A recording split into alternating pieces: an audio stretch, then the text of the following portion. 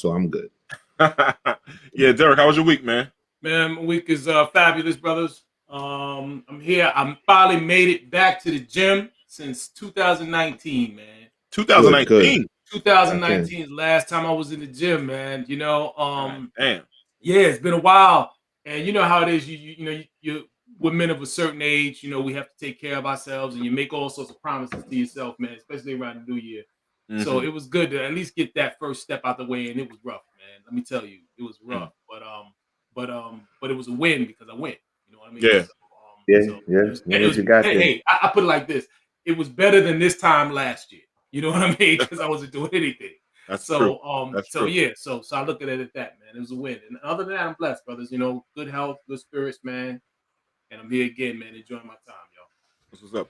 My man Kelvin, what's going on, brother? How was your week, man? Everything was good, man. Just waiting for some warm weather to finally hit the tri-state area because this is, enough already with the cold weather, especially because it seems to fluctuate. But I'm really appreciative today because I realized this month marks 2 years that my nephew is going into the Air Force, and that's why I'm wearing my proud Air Force uncle shirt. But when you see how proud I am that my nephew's in the Air Force, and I'm so proud that I will periodically through the show just be showing people this that may join in or tune in a little later. You know what I'm saying? I'm really, really glad for that, man. But so everything is good, man. What makes me feel good? What's that, brother? Be around you brothers. I'm telling you, there's nobody else in the business I will work with than you guys. I'm telling you that right now. Yo, that's good, man. Appreciate it. Kelvin, I agree 100% with you. I love being around me too. It's awesome. I'm pretty great, right? I'm pretty freaking awesome to be around. Hey, listen, remember Snoop Dogg got that walk on the Walk of Fame. He thanked himself. So I mean, you gotta give yourself some flowers sometimes. So you gotta love yourself. You gotta love yourself first. No doubt, no question. Yep, 2 things I do: love myself and pay myself first before I pay my bills. I put something in that That's important. Yeah, you gotta pay yourself first. That's what messed me up. I still owe myself. But go ahead. my week was kind of interesting. I mean, I went down and got the vaccine. I know some people don't get the vaccine, but everybody's situation is different. People my homeboys, his wife has lupus, so before he's on some things and this, I can't bring this virus home to my wife to take out. But those who don't know, my mother's going through about to have a breast cancer procedure on Wednesday. So we had to say my mother's immune system is going to be changed up a little bit, compromised. So we all decided in my family that we're going to go and get vaccinated. So I went on Tuesday. For people don't know, I went to York College. And they got the Pfizer one. And what it is, if you haven't got it yet, and I'm on blood thinners too. So it gave me a bruise, my arm. I felt like Chicken Wing. Chicken Wing went too. So Chicken Wing. And he was debating. I was like, listen, Wing. They gave Chicken Wing a shot in the good arm or the bad arm? No, I told him because first we're going to get in his good arm. I said, no, you got to get in the little baby arm. So when they went to the baby arm, the needle almost went all the way through because little arm. So it almost hit him in the ribs. And this is where I cue Kelvin. I'm going to need that trademark slogan, brother. Yeah. So I got so then the next day, though, for me, I had the bruise and my arm was sore. But, man, I went back. It felt like I went back into 2020 when I was very sick. I had the fever, went into 102. I had to wrap up in the hoodie, 2 hoodies, sweatpants, heater. It was crazy. So that was a little tripped out couple of days there, So you had a little bit of side effects from the shot. Yeah, because also that they said because I have the antibodies still. So a person like me that have the antibodies, it's gonna kick in real fast and it's gonna jump start real fast, and it happened. It jump start real fast. They started going to attack mode, and I was down out for about a little over 6 hours or so, something like that. So wow. I'm all right now though. I'm good. You made the right decision, man. Anything that will protect your mom, man, and just know that we're all praying for and thinking about her. So just absolutely, know we all have your back. Appreciate it. And next week I'll wear something pink for the Tatas, baby. I got represent for the Tatas. Yeah, we're here for you, D. So anything you need, you let us know. We're here for you. Appreciate it. I know y'all are, man. So it was interesting, man. And then ended the week yesterday. I got a little lifted off of one of my homeboys' products, and I was a little wasted last night, but I slept very well. I did one thing getting wasted like that on the natural stuff. You sleep through the night. You don't have to get up and do the old man 3 o'clock in the morning pee. No, you don't pee at all. You sleep right through the night. Yeah, Yeah. bladder seem to work better when it's high. Yeah. Or if you get too relaxed, you might pee in the bed.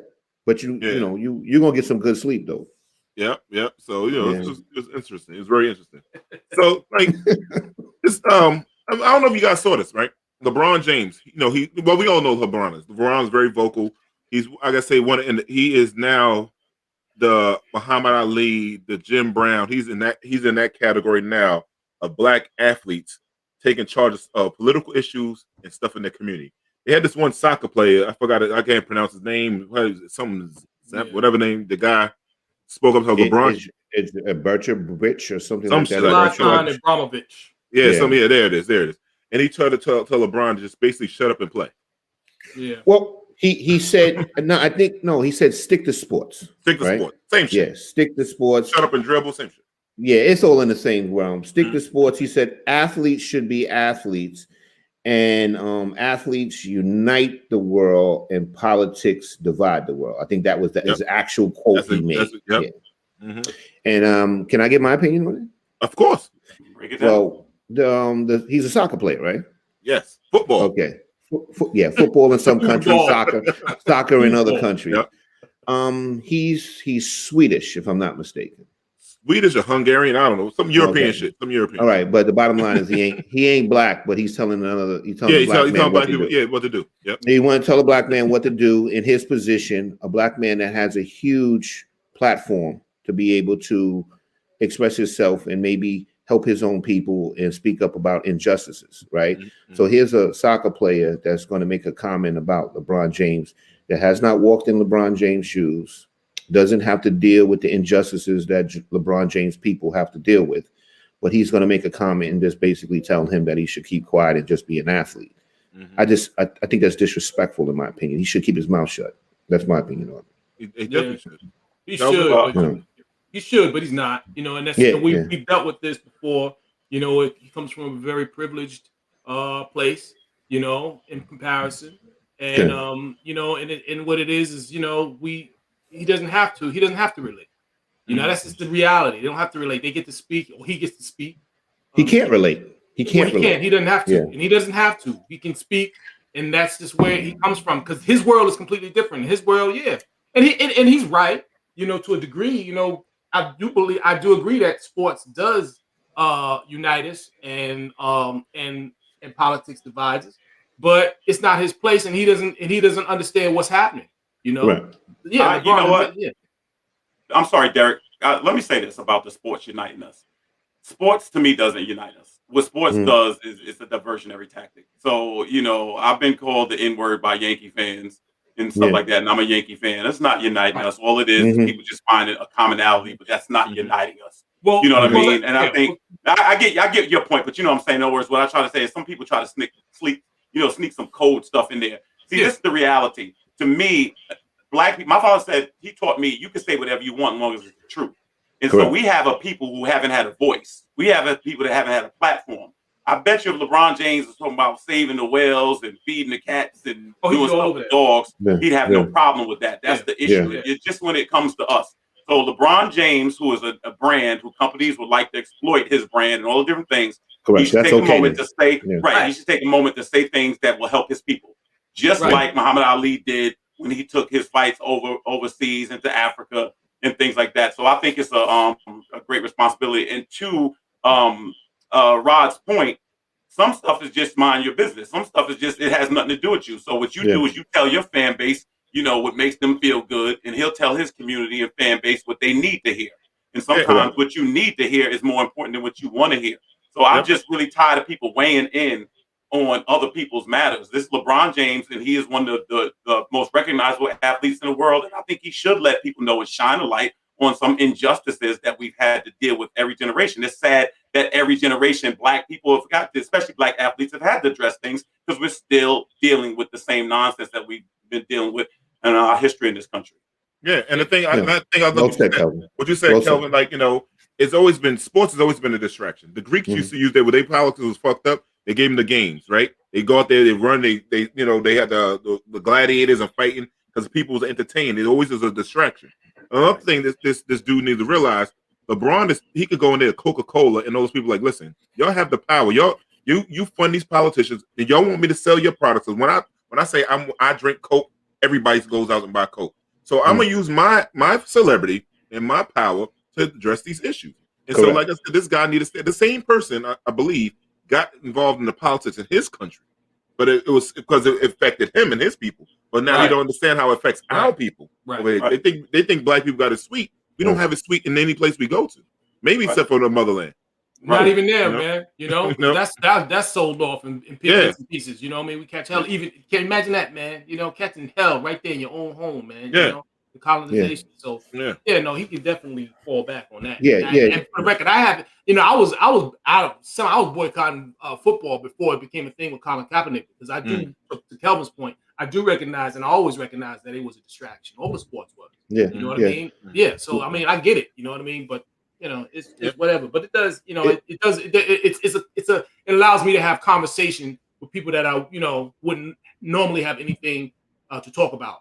You know, so just to piggyback off what Kelvin said, you know, because the thing is, yes, sports don't always unite us, because when we went to the Colin Kaepernick thing, it divided us pretty much. You know what I'm saying? Because, you know, when people picked a side, people said that, hey, he shouldn't be doing this. You know, people had talking points, and they put out the rhetoric and said, oh, he's disrespecting the country, which is not the case. But like you said, it doesn't bring us together in all cases. There are some cases it does. But I'm going to say time is temporary until the game is over. Oh, yeah, absolutely. Man, and that's the thing. When you say separate politics from sports, then don't bring the flag to the games. Don't play the national anthem at the games. Don't bring in any kind of military commercials and all other bullshit. Leave it all out the games. And another thing, you just can't pick and choose when to have politics in the sports. And what else do they do when they have politicians in the stands or audience? What do? They show them, they announce them or whatever. Well, then why we here? They have presidents throwing out first pitches. That's right. That's right. That's right. So leave it all out the game. You know, leave it all the way out the game. So it's the BS, man. You know. Yeah, he doesn't know. This is, like I said, this is a Swedish guy trying to talk to what he's talking about.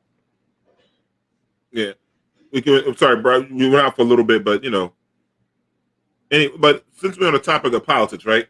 We got this. The CPAP happened a few days ago, and they rolled out this big golden statue, whatever the hell you want to call it, of Donald Trump. And they celebrate this dude like Kelvin. You know the Bible better than me. Like the gold cow, or whatever. Like they rolled this fat bastard ass cow, Donald Trump, wearing flip flops, I think, and shorts and dumb shit. Yeah. So, what are you guys' thoughts on that bullshit? That you know, man. You know what? Go ahead. Go ahead, Kelvin. You go. I just think like this. I don't. You know, the way I was raised doesn't lend itself to following someone like a cult figure like that. And I've never found Trump to be exceptional. I never found him to be extremely intelligent. Those of us who've been around New York our entire lives, we know what type of shiesty person he is. I just am amazed that people in certain parts of this country think he's the most brilliant person they've ever seen. And the reality of it is, it's just an ideology. He just like one of my friends said, he just tapped into a vein that people really was looking for, a face to put to white supremacy and a lot of different things. So that's what it is. To me, to Dee's point, I do think it's like idol worship. It seems like idolatry. It just seems like you're elevating a person when they're infallible. And they treat him like a deity, and he's not. And there's something wrong with that. But let me tell you something.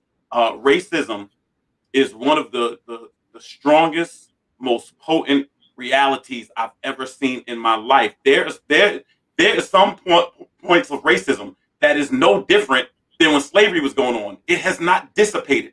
We've made technological advances. We've made social advances. When it comes to racism, there's some people that feel exactly the way they felt when they was flying the Confederate flag, which they was just flying it on January 6th, actually. So, I mean, it's amazing how it doesn't stop.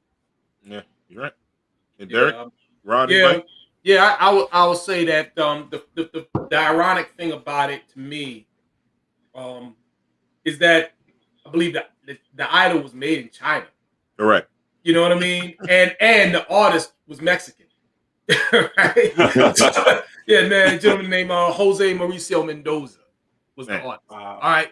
So these are the people that he would actually, I don't know, man, just campaign against or just be against in every single way. You know what I mean? So it's just kind of interesting to put that out there and understand, like, and let that marinate for a minute. Like, his base, they don't care about anything that they really say they care about. It's just something. It's just in terms of like they just want to create chaos. I believe. I believe he's just like a agent. I believe Trump is really just an agent of chaos, man. I think that's what his whole purpose is. And I can't. Maybe it's just me trying to make sense of him, of how he happened. I've gone back and forth with that. I'm a big conspiracy nut, right? I don't go into it here on this show. You know what I mean? I used to keep my wife up with it. You know what I mean? I had to let it go, right? But one of my things is, I'm not, and we've had conversations. You hear people talking about is the president elected or is he selected? You know what I mean? So it's just kind of like maybe it's me just trying to make sense of it all. Maybe there's someone behind there just putting him in place and just to cause chaos, just to wipe away what was else, to start something new. I don't know what's going on. But I agree with you, Derik. It's bigger than him. I agree. Yeah, but it's just so much. It's just so chaotic and just so illogical that there's got to be a plan to it. So definitely. I just leave it alone at that. Yeah. I'm going to piggyback off you guys what you say. The thing is, like I said this before, Trump taps into your resentments and your grievances, right? And the thing is, like Kelvin said about how powerful racism is. Racism is more powerful than people's common sense. So the thing is, Trump is creating like this cult following, and that was his goal from day one. You know what I'm saying? He taps into people who are not that bright, and he keeps spewing nonsense to them, and they want things to be the way he says it's going to be so bad that they're just not even using common sense at all. They're not even thinking. So the thing is, like, they had this thing that's supposed to be on March 4th. Like he was supposed to take power again. March 4th is coming past. He still hasn't taken power. Old bullshit law. They said when we were having the inauguration that he was going to. Yeah, and the thing is, like, they just keep hoping for him to gain power again, and it's not gonna be the president again. But like I said, their belief in the stuff that he is spewing, the racism, the separation, and all that, they're not using their common sense at all, and that's why he's able to penetrate them, because they're not thinking. Oh yeah. Yeah. So and then the other thing with it, the QAnon, when do y'all think they're gonna be quiet? Never. Never, man. They're getting too much press, man. And the whole QAnon movement, they're just getting too much press. I think it just kind of feeds into itself. It feeds into hubris. I think there's hubris involved now. And it's just, I think that they are almost like its own entity, and they will do anything just to make themselves relevant, to keep it relevant. You know what I mean? Because people are eating off it now at this point. People have entire YouTube channels and and websites and merch and everything going on. You know what I mean? So like people are eating off QAnon. You know what I mean? So it's not going anywhere. Yeah. So it's no, forget about it. You know what it reminds me of? D, I'm gonna tell you what it reminds me of. You ever see? I'm gonna put it in the sports context. You ever see like the end of a game, and it's like the last couple of minutes or seconds, and the team just starts just going whatever to win. They down, and they just really just panic, and they do whatever. In hockey, they'll pull the goaltender, you know what I'm saying, and put an extra skater on the ice or whatever the case is. They'll do that. That's what's happening in this country.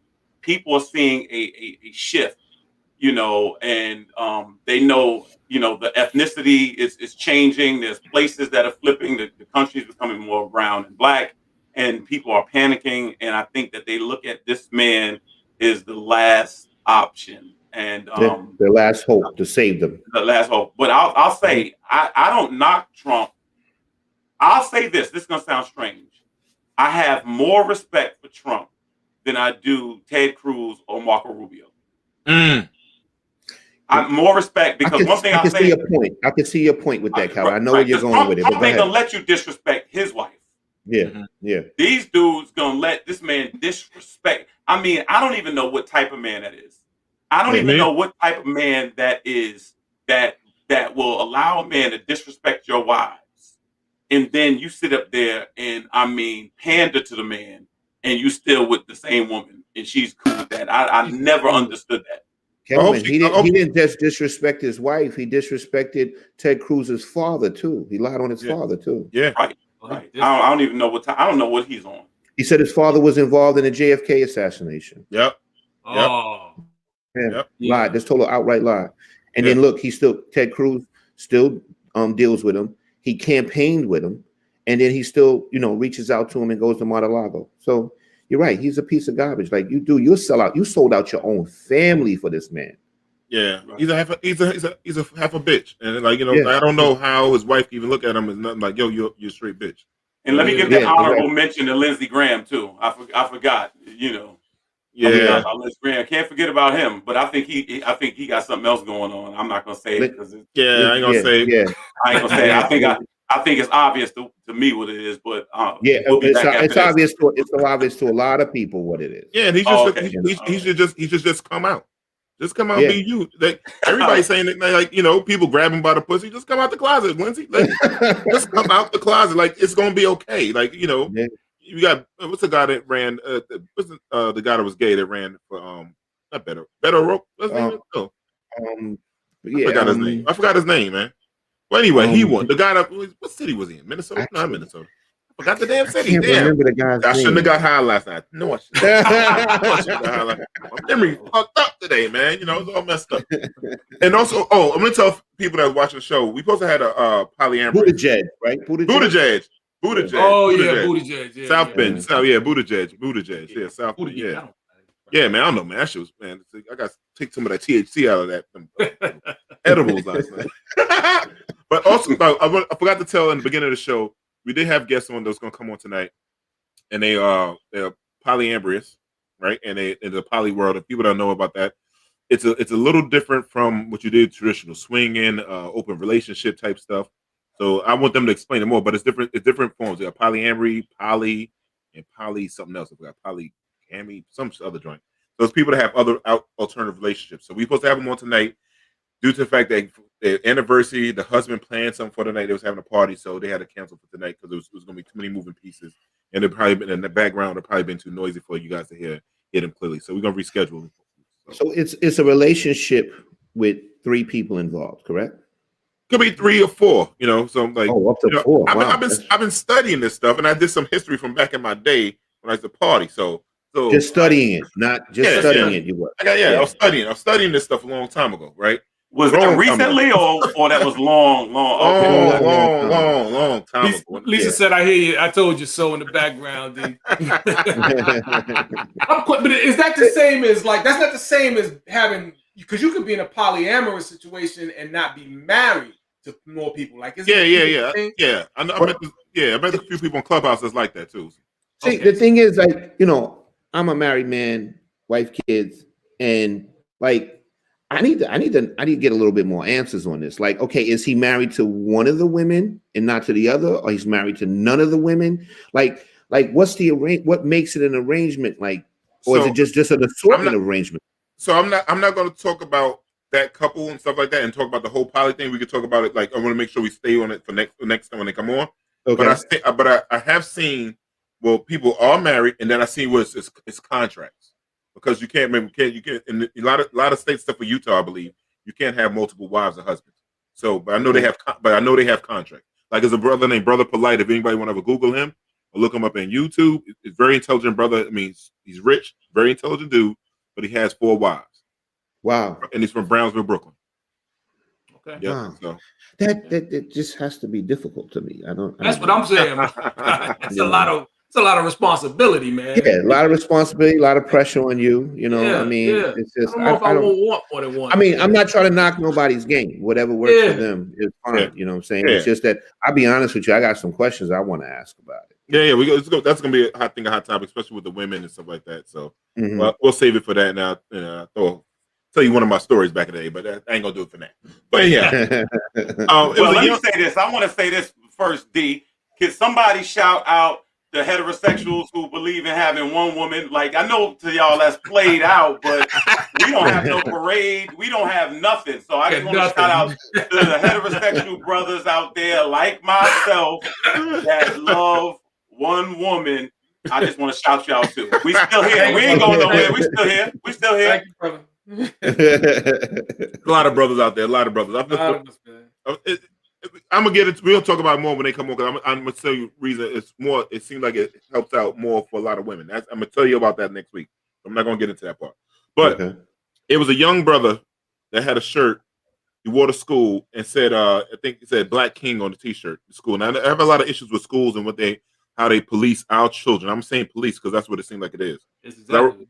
I remember I was working at one high school, and this is back in the early 2000s. I think, and you ladies, whoever's listening, remember the low rider jeans, and the Black and Latino sisters, young girls have a little bit more shape, and it was always ridiculing the Latina sisters and the Black sisters in the school, but the white girls was a little more narrow, and they didn't say nothing to him. So, but this kid with the shirt just has a saying "Black King" celebrating himself. He's not saying like you're a white peasant, or he's just saying I'm a Black king. And the teacher ridiculed him and stuff like that, and said if she came in with a shirt that said something white should be racist. I'm like, yeah, because you trying to probably say something different in your shirt. You're just saying I'm a Black king. Well, you'd probably be promoting supremacy. That's why you couldn't wear your shirt. See, the thing is, like when I hear stuff like that, right? The first thing I think about is that, there's white people out there that believe that Black people should have no pride or be proud of their heritage or anything like that. And the thing is, that's how I interpret that if I hear a teacher make a statement like that, having him have a problem that says Black King. He can't be proud to be a Black man or a young Black man or whatever. That's offensive to you. Like, why is that offensive to you? That tells me a story about you. Mm-hmm. That's really how I look at that. Yeah, because nobody says nothing to the kid that comes in with the 4-leaf clover on St. Patrick's Day. Correct. Like the thing is, you have certain nationalities that will get tattoos on their bodies, the Italian flag, the Irish, the fighting Irish dude, and all that stuff. Like everybody can be proud to be who they are, except us. Mm-hmm. You know what I'm saying? We're not supposed to be proud. And that's really how I interpret that. You know what I'm saying? Mm-hmm. You could drive around all day and see flags, nationalities on people's car, and they can be proud of who they are, but not us. They don't want us to be proud. Yeah. Well, what I tried to do? I tried to be objective about this. It took me back to when I was at Virginia Union University. I had a professor named Dr. C.E. Jones. And back in the day, in that time, I'm sure you guys remember this, historically black colleges in some bookstores had shirts that said the blacker the college, the sweeter the knowledge. The knowledge, that's right. Now, my black professor did not like that shirt. He said he thought it was prejudice. He said if the shirt said the whiter the college, the sweeter knowledge, we'd be up in arms. He was upset by that. And I always thought about when he said that. Now, this situation to me is different than that. Whether or not we agree with that situation, I'm sure many people don't. But this is different than that. To me, a person trying to make sure that they take pride in who they are and what they are, there's two dynamics. He said, Black King. Well, none of those are negatives. None of those are negatives. None of them are saying that somebody cannot be a white king or Asian king or whatever you feel, whatever pride. For instance, all of us have a last name. And if your family is like mine, I was raised to believe my last name really meant something. I walk around thinking we practically royalty or something like that. Remember, you don't do this because you're a Walter. And realistically, but that's how we were raised. I'm sure all of our families are like that. So it was to teach you. It's almost like some self-affirmation to have pride in who you are. And I don't think, first of all, this thing about going directly to kids without consulting their parents, I don't even understand how people break that protocol.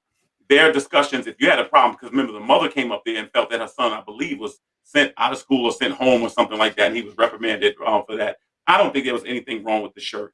If you're going to uplift yourself, it's fine. You don't have to put somebody else down to do that. But I do agree with Rodney's point. It seems like when it's us, it seems like it's more of a lightning rod. The young man was very intelligent. I thought the young man articulated himself very, very well. He explained, he didn't even need his mother to explain it. He explained what the shirt meant to him. And I thought that was very, very important. And I think that there shouldn't be a problem. That's permissible. And I think that the school was out of order, and they got to stop trying to break these children. This boy could be the person that cures cancer or something like that. Stop trying to deflate these children and their aspirations of who they are and what they want to be.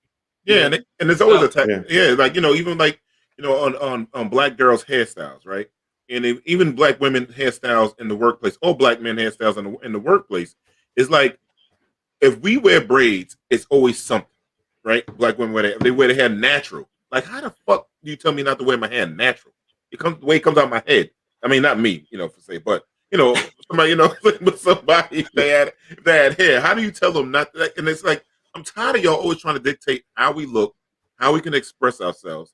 But a white girl could come in with blue hair, and she's like, "Oh, she's daring," or like, look, like they started cornrows or some shit. Like they, or it's just a phase. It's just a phase. Like, what the fuck, man? Like, like it's annoying, especially when it happens in school. Like Kelvin said it best. Like, how do you talk to the young person before you talk to the parent? Yeah, that's just it. That's crazy. Like, how do you have that conversation like that? Right. Yeah, exactly. It's totally inappropriate. Totally inappropriate. And how would the teacher don't even go to your supervisor first and say, "Is this offensive?" And talk to another adult before you open your fucking mouth. But see, I think that's it. We need to have that conversation in the school systems. That our children, if you're going to be educating our children, that we are, how much education goes on. If you know that you have, as a teacher, you know how much education goes on within the school system. But when you leave, when the kids leave and go home, when they're watching TV, they're on the internet, that's education happening as well. You know what I mean? And a lot of that is miseducation. So you have to understand that, Scott, these kids need self-affirmations. We need, he needs that t-shirt to say Black King. The young sister needs that t-shirt that says Black Queen. You know what I mean? They need that, so to change around some of those negative, that the negative input that they're getting, out in this world, because I would think as an educator, you would understand, that how people learn and how knowledge gets passed on and how people process things and what's necessary in the lives of your children. That's all. And Derik, I think the most important thing is the fact that you're dealing with people who have been disenfranchised. Right. So that is something that is very, very important. That is a key element that may be missing to a lot of people. In other words, this is coming from a people who were told you were less than. Exactly. This is coming from a group of people that are told, well, you're not as smart. You can't. Exactly. My father was in the Air Force in 1970 on his way to Vietnam. They told him things that were prejudiced that he told me about then. They told my father that white men are better shooters because the way their torso and things like that. So all these things. So what it is, we find ourselves digging out from under erroneous information that has been spewed and espoused on us for years. And so that's why it's important. So these parents are trying to say some of the things that people used to do that would be critical to us and damaging to us. I want to make sure that you realize that you are just as smart or just as good as any one of your counterparts. And that's why. So it's a lot different. We're the only group of people that did not come to this country by choice, and it makes a big difference. It does. Correct. I'm gonna share something with you guys. Like, my son, when he was in high school, right?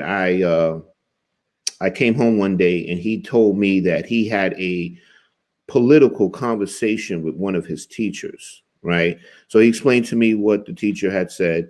And, this was around the time that like Trump had kind of like just took office, right? And, he said some things, which and two of the things were definitely not true. But as a parent, I felt the need to go up there. And I was up there the next day. And I talked to the head of the science department with him in the room.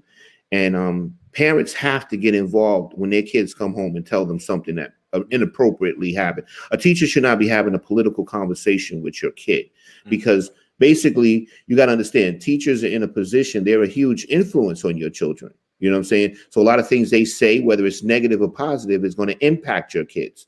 So I went up there and I really went hard body on him and checked him. And I told him anytime he wants to have political conversations, give me a call. Give me a call. And we don't have a political conversation with a child. You know what I'm saying? Because you have an advantage. So the child, you have an advantage because you're going to spew a little bit more knowledge than he, even though your knowledge is inappropriate. But why don't you come and have this conversation with me? At any time. I never got the invitation, by the way. But parents have to get involved when they hear that those teachers are saying inappropriate things to their kids, having conversations they shouldn't be having. You got to get up there and you got to check their asses as hard as you can. And that's how. Rodney, how about the thing where, listen, teachers get the best hours of our children's lives. That's true. That's why they're so impressionable. Yeah, right. They literally get the best hours. Our children are well rested. They're fed. And we send them off with the express intent to pick up information from this person. That person has an incredible advantage. Exactly. They're in the front of the classroom. They're an adult. They're speaking to the children. The kids look to this person as, this person is full of knowledge. He's a teacher. Exactly. What they say must be true, which is not the case. Teachers have effed up views as well, you know what I'm saying? And and they say things that they shouldn't say, just like anybody else. Yeah, they have a whole life outside. And this is important. This is important as a person that works in ministry. Let me say this. So when it comes to like messages or sermons and stuff like that, you know what I do? I stick to the text. Yeah. That's what holds. I stick to the text. I can't get up there. This is not the Kelvin Walter hour. You know what I'm saying? In other words, I stick to the text. That's what people come in to hear. You know what I'm saying? And so what you do is you stick to your curriculum. That's what, in other words, you're not a poli-sci teacher. Yeah. You're a science teacher. You teach science. That's what it's in. What you see what I'm saying? I remember when I was a kid in 5th grade, I had a teacher. He didn't believe in giving homework, right? And the kids, we was hyped. Yeah. And I told my parents, I go home, my parents like, do your homework. I'm like, oh, I don't have no homework. My mom was like, what you mean you don't have homework? I was like, he don't give homework. I come home the next day like, Mom, guess what? I got transferred to a new class. She's like, I know you did. Because I did it. My mother followed up there. That's right. Yeah. You don't give homework. My parents like, you must be crazy. He gonna get some homework. Yeah. You know what I'm saying? And speaking of that, listen, in Baltimore, it was I don't know if you guys saw it on the news. It was this one kid. He was supposed to turn into a senior this year. His mother found out, got a letter, I guess, finally saying that your son will not graduate on time. But the boy was in the 12th grade.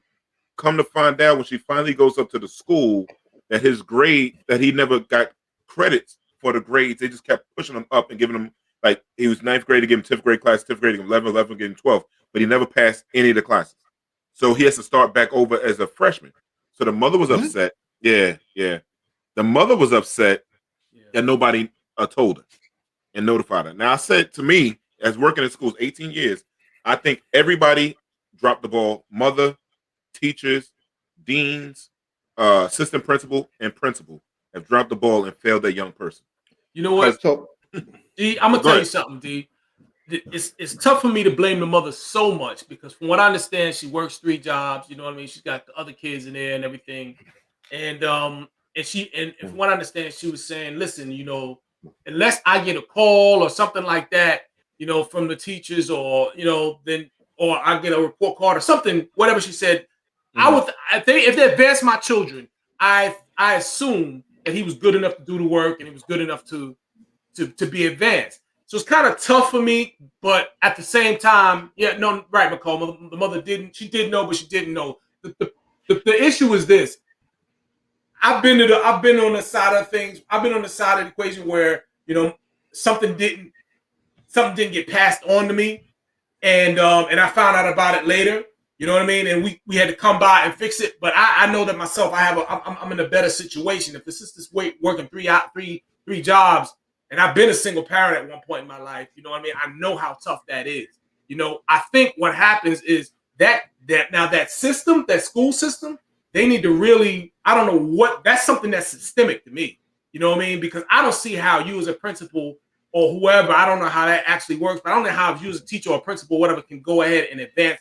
And here's the thing, the child was near the top of his class with a 0.13 GPA.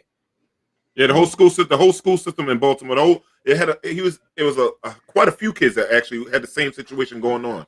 But let me just chime in on the mother real quick, because I'm like working in school. I can see what you're saying, that she's being a single mom and all that stuff like that. But the grades are online, right? That's 2 things. That's right? What I was going to say. Yeah, grades are online. You get 3 report cards each semester. Each term. Like, so the spring and fall. So that's a total of 6 report cards. You as a parent, even though you work 3 jobs, you're like, let me see your report card. Yeah. No, absolutely. Yeah. Like, come on. It's like with my kids, right? I'm in a house with 6 kids. There's no way that I know when there's a homework missing because there's a parent portal that I can go into and check each person's class. Like me and my wife are on top of that. So to be able to go 3-4 years and never see a report card or an assignment, I just find that just so difficult to believe. But look at the age of the Baltimore, child. right? But the thing is, you can check this on, and this is the thing, you could be at work. There's times I've been at work and I went on my phone, checked the parent portal, and it takes me 4 minutes to look at it.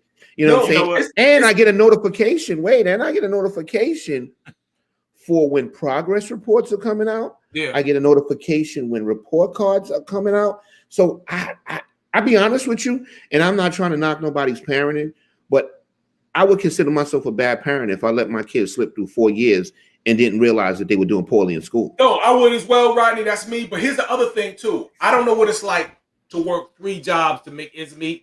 I get that. Derek, I get that. But I'm talking about 3 minutes to look on your phone. You go to the bathroom and look at your phone and look at it. But here's the thing. But let's also look at the age of the child. This child is going on 18 years old. It's 18. You expect the child to have a certain amount of independence to be able to do it, and you require it. If you're working three jobs, you require that child at some point say, "Listen, you need to do your work." It's not like she can listen. It's not like she's going to turn around and be able to do algebra 1 or 2 at this point anywhere in the game. You know what I mean? I can't remember nothing about algebra or trig or anything like that.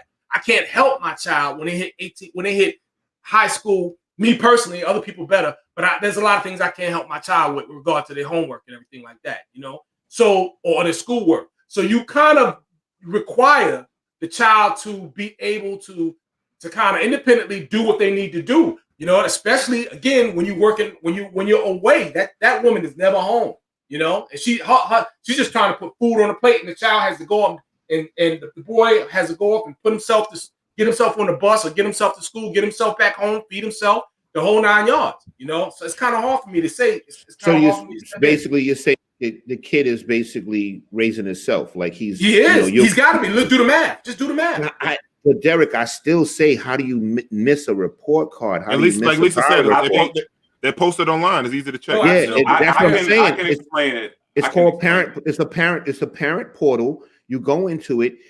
I can tell when my kid's been late to school or late to a class. It breaks everything down. Yeah, it does.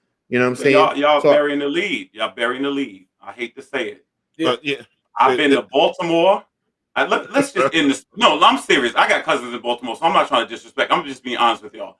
You can start in going down the Eastern Seaboard, Newark, Trenton, parts of Philly, Baltimore. I've been to parts of New Orleans where reading ain't even start yet. Okay, I'm trying to tell you. Y'all might as well just listen. You have to take in context where this school is at. And so what you all are thinking of is conventional parenting. That's what you guys are thinking of. So you're talking about look on your phone and all stuff like that. My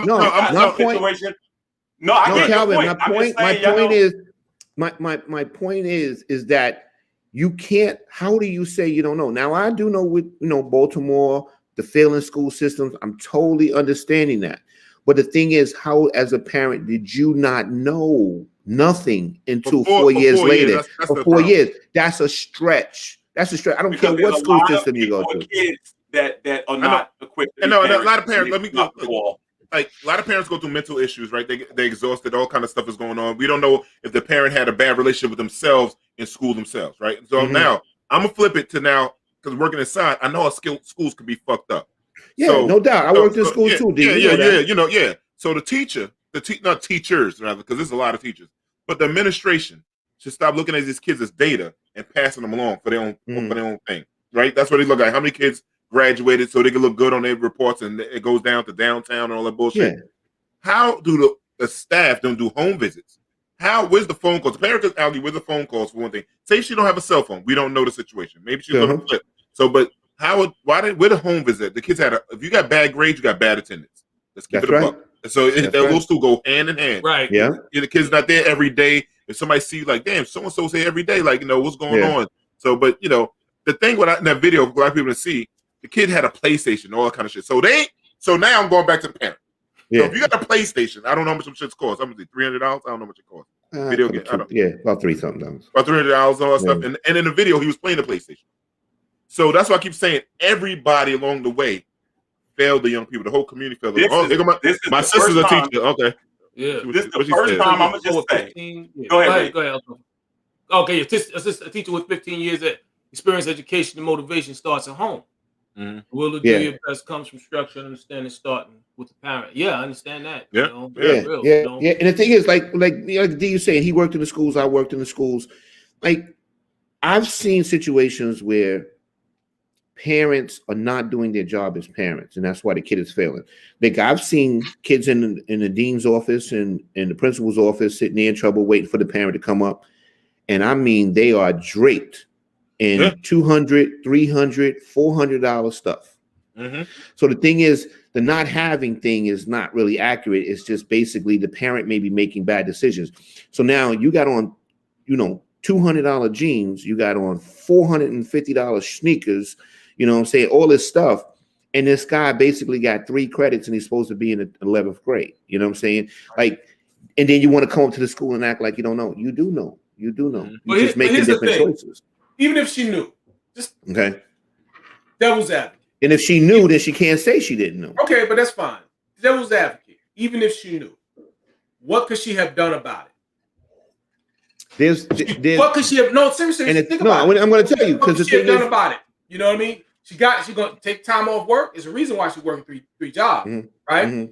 At some point, you need in her argument, which I kind of feel and I understand because I'm very sensitive. I know she needs someone from that school, right? Okay, so did no one call her from the school? No, that's what she said. She said she didn't get enough phone calls. Okay, so that's what I'm saying. So no one called her either. The whole system failed. Everybody. Correct. Everybody failed. So we are speculating on what she knew, what she didn't know, if she could access the portal, if they had a portal, if it was up to date. We're speculating on a lot of different things.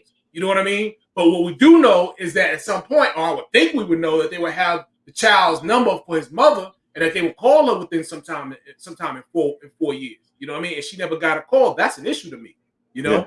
So I don't know. I think as I assume and I think similar that there's probably a lot of blame to go around, obviously with the mom, but most definitely with the school system itself, because understand she's not the only mother they were doing that with. Yeah. That child was near the top half of the school system. How many kids do they have to be for that child to be near the top half with a 0.13 GPA? I didn't know that was possible, first of all, and I thought that was a typo.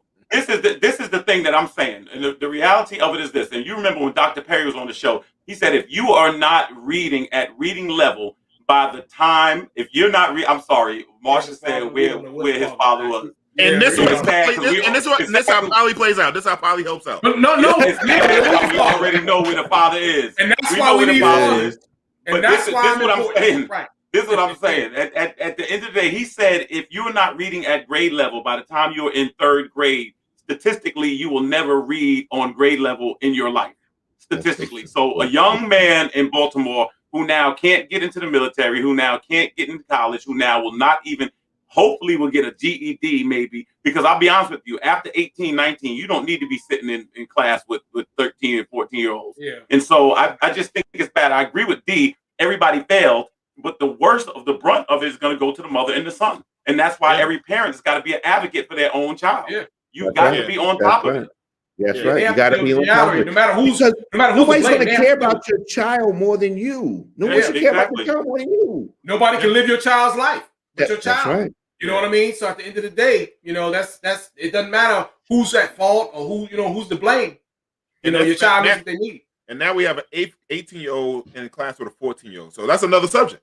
And that's another subject. And I could go on for that. I have a problem with too. It's kind of bugged out, even though I work in schools, because that can be tricky. But that's a whole thing. That's a whole other thing. But since we're talking about like, where's your daddy? Cuomo wanted some ladies to call him daddy. And ain't nothing wrong with that. but this BC Cuomo's up there, Governor Cuomo in New York City is allegedly having some problems with some women making accusations about him and stuff like that. And this goes back to my point from a long segment we had a while back. There aren't any good side chicks anymore. Hold on, T. This time I'm gonna do it right. I'm gonna do it right this time. I want to just thank the sponsors in advance before you leave. That's all. So you know what I'm saying? Like, yeah, they ain't playing their position right. So they could have got a little job later on.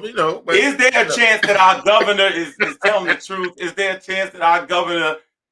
All right, listen, man, I don't know, man. I mean, all right, I'm gonna be honest with you. I'm gonna say something that's foul. I'm gonna say something that's foul, and this is gonna be foul. And I know it's gonna be foul. Go for it, Kelvin. I'll just say it like this. Thank you, Nicole. Thank you, Nicole. Thank you. Even McCall says the side chicks is stop. They acting shady. I'm gonna say it like pocket, man. They gotta know what I'm like. Man. I'm gonna say it hypothetically.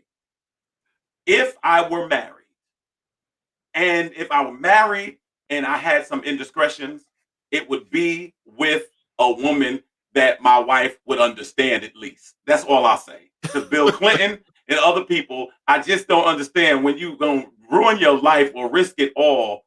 I don't understand why the person looked like before and way before. That's what I just don't understand. I know it's wrong.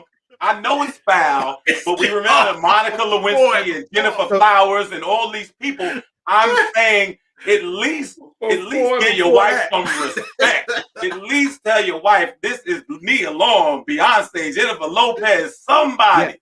Yeah. Not Florida Evans. Have some respect for your own wife. Kelvin, I know what you're saying. You're saying that if you're going to cheat, you should cheat up. Go all the way. But Go all the way. I'm going to reveal something. I'm going to reveal something from the man handbook. Uh-oh, here come the sponsors. They going. I'm going to see what you're going to say. The thing is this. The reason why lots of men don't cheat up because the Florida Evanses are freaking more accessible. They're easier prey. Low hanging fruit. Low hanging fruit, and men are going to attack their self-esteem and they take advantage. And that's why men cheat down. You're right. Remember Robin Harris? Y'all remember Robin Harris? Remember Robin Harris. So remember the joke he had? He said he married to an ugly woman because the ugly woman lets you do whatever you want. So he said, "Listen, do whatever you want." He said, "He said, baby, I'm going to the moon." He said, "Well, you be careful, baby." That's why you get one of these. Let me just say to all the women out there, we're joking. We're joking. We all just mess with you guys. We're having fun. She said, "Side chicks versus employees." Good point. We're not condoning sexual harassment. No, we're not. Yeah, we just not condoning it. We're just having fun. Like Cuomo, listen, I had my problems with Cuomo when he said Christopher Columbus Day shouldn't be stripped down. I think that shit should be abolished from New York City. So I do have some issues with it. I think he dropped the ball with the whole thing with the COVID thing, with the elderly in the homes juking the stats. That was some bullshit. I hate when people play with the fucking data. And now we got people, and we have people that died and shit like that from that stuff. So it's like, I mean, we can't forget we're talking about a politician here, right? Correct? Yeah. But we got to admit though, these are two separate things though. That accusation, which is kind of taking center stage now. You know, those other things, other scandals that he looks like he was just wrong. You know, this situation, we do have to consider intent, and we do have to get a man some type of due process. I think right now in this culture, basically we're in a blame culture that as soon as somebody says something, and what happens is this, it gets exploited on both sides. There's some people that will falsely accuse somebody because they know it carries weight. And then there's somebody else that will just purposely ignore somebody or do something because they feel like the person doesn't have credibility. So it is, as Dee alluded to a moment ago, it's just no winners in this situation. Yeah, and what I learned is this. The best way is just, if you're interested in somebody, just don't say nothing. It's a secret. That's it. That's the bottom line. I'm so glad I'm married right now because I couldn't do the rest, man. I don't know what's going on. Yo, it's crazy out there. I really want to be out there. It's too crazy out here for these. I'm too pretty. They be all over me. You know? It's a gift and a curse to be me right now, baby. I know what you're talking about. I don't know how Cuomo fight him off. Yeah, exactly. The dude is a governor. He's rich. You know what I'm saying? I mean, he's got power. I mean, but he was feeling himself. He's Huh? feeling Yeah, himself. he's He's feeling feeling Yeah, himself. he's feeling He this. He's came been out. feeling Came, himself for a long time. He like, I what know. good is it to be governor if I can't, All right, Yeah. so check this out. Let me say this. So back in the day, y'all remember when VH1 used to do a show called Divas Live? Who? Y'all remember Divas Live? VH1 Divas Live? Y'all remember that? Okay, so Yeah. VH1 used to do a show called Divas Live, and one year they I was working for the limousine company, and that was the year I met Destiny's Child and all these different groups and stuff like that.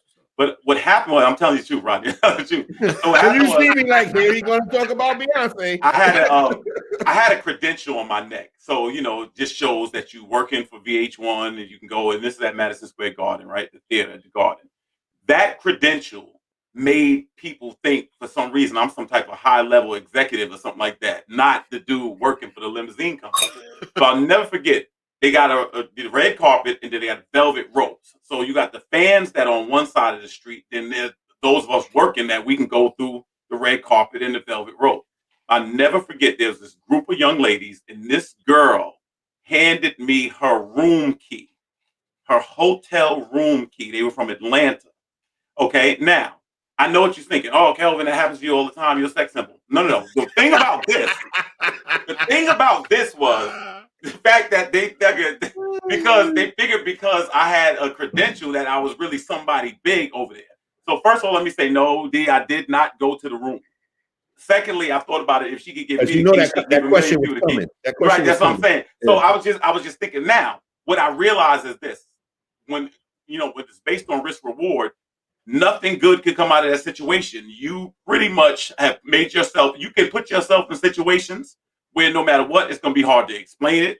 Anything go wrong, somebody could say something, and that's just the reality. And see, a lot of times I think when we're younger, we don't understand it. I think I may have told you guys one time I was coming home from school and this white woman pulls up in a Mustang and she's like, "Oh, I know you must go to the school down there. I'll drive you to the station," because I used to walk to the train station on Long Island. It was very far. And I go home, I tell my mother, I'm like, this white lady was so nice to me. She drove me home. My mother's like, "You got in the car with a white woman, you fool." I mean, my mother went off because she was just afraid the woman could have said anything. Yeah. She And made all that would types have of been it. allegations. Yeah, and that's the thing, you know what I'm saying? So that's it. In Cuomo, if you're 60 years old, and you're going to engage in a conversation with a 25-year-old subordinate, that has anything to do with sexuality, who she sleeps with, does she find older men attractive, all this stuff like that. If that's what happened, you already know. You've been around this long enough. His father was Governor Mayor Cuomo. He was raised around politicians. He's raised around scandals. Certain things is just gonna come back on you. And Yo, there go my man. There go my man. Ghost. You give people license to do their thing. Yo, remind me to send him a shirt, Derek. I got him. Yeah, no doubt. Yo, but see, he's feeling himself and he's feeling too many people at the same time. So allegedly. Yeah, allegedly. But men have to understand. Like I always had like a big female team that work under me, and you have to be respectful to all the women. Like you really have to, like you got to know your boundaries and understand like that. And then you have conversation when have conversations like I have. I talk about the nails. You know what I'm saying? Like, I learned a lot. I learned how to do pedicures, manicures, all that kind of stuff. I learned a lot. Learn for the ladies. Instead of filling up on them. See, this is the thing, right? When you're in a position of power, right? I don't kind of feel like if you're that kind of guy and you want to get at women at work and all that, like from like my past experiences long time ago, like the women that are interested are going to show you that they're interested. Yeah, they will. They're going to show you. Yeah. You don't have to walk around like a creep and basically, kind of like push yourself on people. They were, I don't know. Like I said, it's from my past experience. There were going to be women that are going to show you they're interested, so you don't have to go and sexually harass anybody. Yeah. You know what I'm saying? I think That's just how I saw it. I think we're talking about, and Nicole just sparked my mind about something. She said people used to fall in love in the workplace. We're talking about a different standard right now, because at one point you're talking about Cuomo, you're talking about these guys who, of a certain age, they came up and there was a certain standard. You know what I mean? Even myself, I kind of struggle a little bit with what's considered harassment now, and you know what I mean? And I think certain things are obvious. You know what I mean? Certain, when it comes to harassment and all the things are obvious, but then you have some people who maybe have a problem or something. You know, So I don't know. I don't know what the word is. It's different now because, like, like in the job I have, like, you're scared especially as black men, right? And I was saying, like, you want to flirt in the job, it may stop it. It does think you, even when you want to think about saying, "Oh, that's a nice dress," or "You smell good," because now it's the Me Too movement. Correct. Will come right at you, like, "Yo, only thing I was saying, like, you look nice." Now, do I say you look nice anymore? Or, "Oh, I like your hair, it looks really nice." Or you just ask about the perfume because you might want to get it for your lady. Like, "Oh, that's a nice perfume. It smells good." Okay, Nicole asked a question. Nicole asked a question. She said, "Has it changed the way men flirt in the workplace?" And as D just alluded to, it does. Yes. Now, the answer is yes. The answer is definitely yes. Now check this out. This is the thing. When you look at the way, for instance, D, when you're making a comment, now what would happen is this. Usually, guys have. First of all, the Me Too movement, I don't think takes intent into consideration. Sometimes the intent is not to be foul. Men don't get the benefit of the doubt because of the reputation of men, period. So what happens is this. Some dudes, like, for instance, I've seen dudes use old school lines like, "Oh, tell your boyfriend he's very lucky," and stuff like that. So it's just your way of not acting, trying to pretend you're not trying to talk to her, acknowledging she's with somebody, and then you're letting her know you're attracted. So you're trying to just, you know what I'm saying? But, for instance, I kind of think risk reward. Like, for instance, I saw this woman regularly in the workplace who dresses very, very nice. The woman is married. She's very, very nicely dressed. And so 1 or 2 times I want to say, "Hey, I think that's really a nice outfit," whatever like that. Then I thought about it. Would I stand to gain from that? Like there could be one thing to gain, which is me just saying, "Hey, I want to pay you a compliment." And there's 99 things that could go wrong that can have that misinterpreted. And I'm saying at this stage of the game, it's just probably not worth it. Absolutely. I agree. I think the answer straight up is yes, it does affect men flirting in the workplace. Absolutely.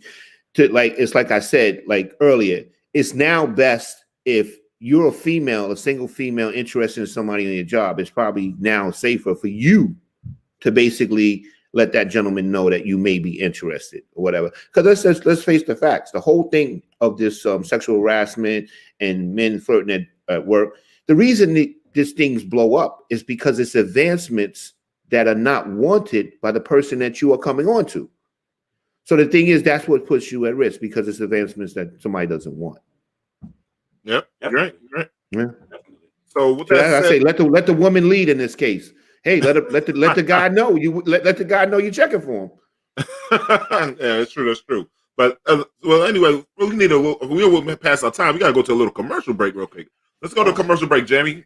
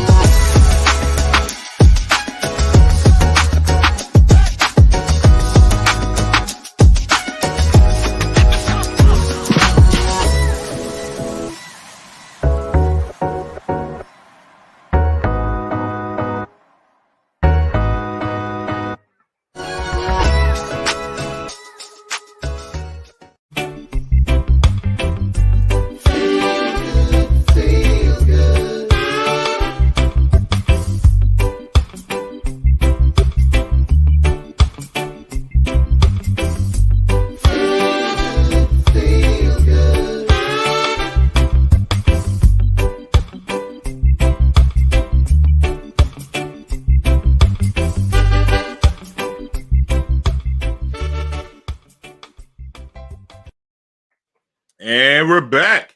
So, this week, I take a few minutes out, and everybody know I'm a big movie guy and everything, and I'm a hard critic. And I was very excited this week to see Coming to America, and I love seeing black people on screen. So, that was one thing. But Coming to America came out for me, and Amazon gave it 2.5 stars. I would have gave it 2 stars at best. And I didn't wish they would have never even made it over there. Yeah, I probably won't watch it. I probably won't watch it again. I haven't seen it yet. What didn't you like about it, D? Where you want me to start? The acting? Too many cameos? The coonery stuff? The best part of the show to me for the whole movie was when they was in the barbershop with the old guy. Mm-hmm. And why didn't they get? They should be dead by now. They were old back then. Should have been already dead. But, otherwise, I could have. It was too predictable. I thoroughly wasted an hour and 40 minutes of my life. I can't get back.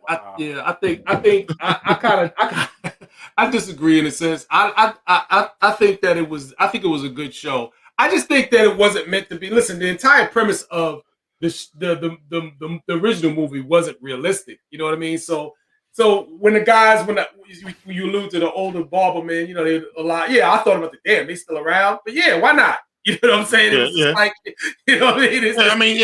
I could get past the older guys being still alive. Yeah. But I love that part. But I actually think that it was cool. I love they gave a lot of they had all the elements. It gave a lot of callbacks, a lot of fan service, you know, and it was just a simple movie. It was just kind of like, you know, it was something to just watch, which you know, and reminisce and everything, and yeah, you know, it was very, you know, I don't know if you want to call it coonery or ethnic or black or whatever you want to call it, humor. I guess, but you know, it was funny. Let's go with the acting. When you got the dude from Power, I can't remember his name, the R&B singer dude.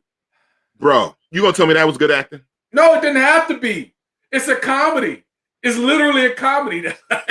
Which guy from Power is in it? Which guy from Power? The one Dre, the one that plays Dre. Oh. Everybody wanted to kill Dre. Yeah, I didn't even catch him. You know what my concern was? He was Wesley Snipes' son. Oh yeah, he was. The movie like everybody else. You know what my concern was? I always think when you have a sequel, it's because there's an unresolved issue. And I just didn't think the first one had an unresolved issue. I think it was happily ever after, and that was it. That was the thing. You know what I mean? And so that was my concern. And usually, the truth of the matter is this, especially for people that don't know, and I'm sure most of us know, but Eddie Murphy's career out of the gate was like 48 hours, Trading Places, Beverly Hills Cop, Come to America. I mean, he was killing, immediately. And so now looking at him on the back end of his career, it's kind of tough because I was telling one of my friends that I'm so nostalgic. I want things to stay the same. But at the end of the day, you just can't catch lightning in a bottle. You can't. And so just like, for instance, Eddie wanted to do this. Then he wanted to jump on stage and do another stand-up tour. I just hope he doesn't, because at the end of the day, it's not going to be raw. It's not going to be delirious. And you can come out of the gate so hot that anything you do is just not going to stand. You don't think he can live up to his past. You don't actually think he's funny anymore, right? Because what you just described, Derik, was a Tyler Perry movie. You just described it was just something to watch, and he should be above that. You know what I'm saying? Like, okay, fine, Tyler Perry. But who's hiring black actors right now? No. What I'm saying is this: at the end of the day, listen, I get it. Trust me, I do. I'm happy to see Arsenio too. You're right. Right. I know. Yeah. Happy to see Arsenio, Eddie James, everybody. Yeah. Right. You haven't seen, and that was the whole point, McCole. People who had great costumes. It was dancing. There were cameos. It was music. They actually put in. I wish that they would have put in a couple extra. Put a few more artists in there for the soundtrack. They had DeVito in there on the soundtrack. I would have liked to have seen more Afrobeat artists put on the soundtrack. I guess I understand. We not 100% ready for that here in America, because it kind of was targeted to an American audience, even though it was about Africa. You know what I'm saying? A fictional African country. But it's a movie about a fictional playing African country. Yes, Reese. Yeah. You know what I'm saying? You took it too far. Wait. No. Reese, what I'm saying is this. I'm not saying Eddie's, because I'm not a Tyler Perry fan. What I'm saying was, neither am I, by the way. But he's when Derik described it, Derik is describing an after-school movie or something. We're talking about Eddie Murphy here. Like, I don't want to hear Prince put out an album and be like, it was decent. It had some good songs. No, you don't want. They've got a standard. Do you agree that Eddie Murphy is a genius? I do agree. That's what I'm saying. So why don't you put your trust in his genius? You just said to him, he did. I agree that the people do stand up. The people that did The Godfather 3 was geniuses until The Godfather 3 came out. What I'm saying is, if you have a franchise, I'm saying certain things don't tamper with it. I haven't seen it yet, I'm just disappointed on all the people that have seen it because I'm a big Eddie Murphy fan. And no, Tyler Perry's not in his stratosphere. I just want to say this, right? I haven't seen it yet either, right? And I kind of agree with Kelvin because the reason why is like, okay, Coming to America #1 was made in 80. Was it made in 80? One of our smartest viewers. It was made, when was the first Coming to America? Like 88, 89? 88. Okay, now we're in 2001. You did a sequel that is for something that was a classic and was like 30 years old. I mean, like, I agree with Kelvin. Like, why did you touch it? It would be too hard to top it. You know what I'm saying? I think that's the risk that Eddie Murphy took when he did that. He took 30 years to do a sequel on something. And let me get the one part too was unrealistic. I don't care how high I could be. I could smoke crack, have a heroin needle on my arm. I'm not sleeping with Leslie Jones, bro. Long time ago. There's no way. Never ago. There's no way. Oh, my bad. You ain't never had a weekend, man. I was trying to save you, D. I was trying to save you. Listen, I'm gonna just be honest with you. I try to stay away from that because I get criticized a lot.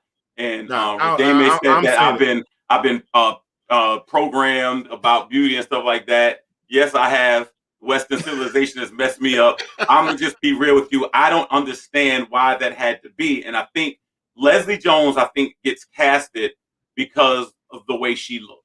Correct. You know what I'm saying? And I'm gonna leave it at that. I'll just say this. I would not have allowed myself, even in print, even in the land of make-believe, to be in a relationship with Leslie Jones. And there's no disrespect, it's just the truth. It really is. You know what I'm saying? I thought that was Leslie Jones over Rodney's shoulder right there. So as a result, what I'm saying is, I thought that's what it was. I didn't realize it wasn't. But what I'm saying is, what I'm saying is this. But for Eddie Murphy, I have a certain standard, and I let Dr. Dolittle and all those other things go. But this is maybe his biggest franchise.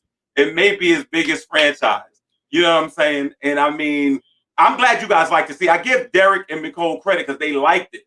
I'm saying when you came out of Trading Places, you didn't hear nobody talking about, you know what they should have done? But when you came out of Beverly Hills Cop, you didn't hear like, you know what it was missing? You didn't hear none of that then. But see, that's the thing. Like she said, why does he have to top it? There wasn't such a big gap. Why can't you just enjoy it for what it is? I don't know. Nice, I was brought up wrong. Happy, just enjoy it and laugh. You know, these jokes that y'all laughed at to these comedians. Comedians. They are not highbrow comedians. Derek, it didn't really make me laugh. That's what I'm saying. It didn't give me nothing. It made me really laugh a couple times. It didn't give me nothing, man. So it's like, come on, man. And then like any movie that have Michael Blackson in it, I knew it was gonna be trash. I knew it should have been trash. Michael Blackson is the most overrated comedian out there. Yeah, he is. I agree with that. But still, I'm glad he got a job. He had to be in it. You know what I'm saying? Like he had to be in it. I'm glad he got paid. Look, he could have got a job at McDowell's. Derek, we can't. Derek, this is two different things, though. It's not about just putting something out so black people can work. We're talking about, in other words, this is the #1 grossing black actor in history. Right. Yeah. So he's a prisoner of that, and you would imprison him by his own success, with his own success. Well, look, he said he raised that standard himself. He said, "I'm not doing no more." He said, "This is what I heard." He said during the press, he said, "We waited 4 years to get this script right because I'm not putting out any more movies just for a check." So if you came out of that after 4 years, and you're telling me after 4 years this is what it was, and I hear him detail my he laugh after 4 years of a script. Come on, that's not Eddie Murphy. There we go. See there, man. Listen, no. He just did the movie. No. I'm not letting that slide. I'm not critical. I'm not critical of our own movies. I'm critical of any movie. Everybody knows how I am. I'll give smoke to anybody. This is art. I study movies. It's art. Wait a minute. Half of those comedians were on the quote unquote Chitlin circuit. You know what I'm saying? Everybody in that. Come on, man. How much art was it going to be? Just laugh. Tracy Morgan got it wasn't funny. With 12 sharks in it. What they talking about the Chitlin circuit? Tracy Morgan. Leslie Jones is still getting paid when she was riding around with Han Solo in Star Wars. Make money with your own. We keep you working. After Black Panther, we can't go backwards. That's true. That's right, Miss. We can't go back to that. That was that was a Tyler Perry movie on steroids. Yeah. And I can't do it. I'm not gonna let it slide. I can't do it. It was on steroids. I can't. Only thing we needed was a fish fry, a trip to Atlantic City, and we got a Tyler Perry movie playing. Okay, so D, are you throwing it into the same category as Soul Plane? No. Oh, okay. I ain't even that. Wait. Okay. All right, now let me say this. I'm just making sure. This was my concern. This movie that should not be said, right? This was my concern going in. We don't speak of Soul Plane, bro. I felt like this going in, and again, I didn't see it, so I'm saying like this. I'm just based on the reviews, what I'm hearing. All right. Going in, I thought part of the brilliance of Coming to America was the fact that it was in America primarily. I thought the fact that New York was almost a character in the script. What this looks like from what I've read and heard, that the majority of this is not in America. And I think that's one issue. You know what I'm saying? So it's at Rick Ross's house or whatever the case is. He was in it. That motherfucker Rick Ross was in it. They was using his house. Get out of here. They was using his house. Wow. Well, let me ask you a question. If the first one didn't exist and this was the first one, No. Storyline. Would it be considered a classic? I know that, but I'm can't say that. You know, but would it still be a classic? Come on, bro. You can't even go there. It was like it exists because of the first one. Like you can't. Yeah, I agree. I was trying to stretch it, but still. This is above Soul Plane though, so I won't go that bad. Everything is above Soul Plane. Yeah. This podcast is above Soul Plane. Right? The Jailhouse Plays TV dinner last night was above. Yeah, the Jailhouse Plays chicken wing was above this shit. So, by the way, let's take a moment to recognize how proud I am of my nephew. I just want to look at the bottom of the screen, think it say "Proud Boys" or something. Lift that up. Go ahead. But, you know what I'm saying. And listen, and speaking of proud, right? Like parents always would be proud during parent teacher night. Now, I work not your parents, not mine. And parent teacher night has changed over the years. Like I worked in schools, and we had to trick parents to come in. It's just two different things, and I'm gonna get on my people, and people might get upset with me. I worked at two different kind of schools. One school was a little bit more mixed. Parent teacher night was always flooded. The other school were more reflected Black and Latino kids. It was a little different. I could get, say, 30 parents in the other school, you might get 4. Until we had to trick them a little bit, and we added having food and games and prizes, and that brought the parents in. And it's sad to say because some things have needs and stuff like that. But parent teacher night back in the day, man. Guys, if y'all want to speak, I'll let y'all take it first. It was big in my house. It was big. Go ahead, Kelvin. It was big in my house. My parents used to get dressed. My parents would get dressed. And now this is the difference. I want to know with you guys. My parents would not take my sister or I with them. My parents would go by themselves. I understand a lot of parents would take the kid with them. So, you know, I don't know. Where do you guys stand on that? I never went with my parents. They would go. Yeah. Right. Yeah. I think I went to one parent teacher with I think my mother went, but my parents worked bugged out hours. So they looked at the report card, said, send you back. That was it. But I would think my mother went to 1 or 2. In high school, my mother got called up because the Spanish teacher didn't like me. She was a real racist bastard. Hope she burns in hell. Hope she's dead and burned in hell right now. Wow. No. Come on, D. Fuck that. She scarred me. Wow. Made me who I am now. I'm fucked up now. I can't speak Spanish still. Hey, listen, let me tell you something. I used to live in fear of parent-teacher night, man. Like, I was the worst student, man. And up until about maybe 9th grade. And when I hit high school, you know, I was rough, man. It got kind of ugly, man.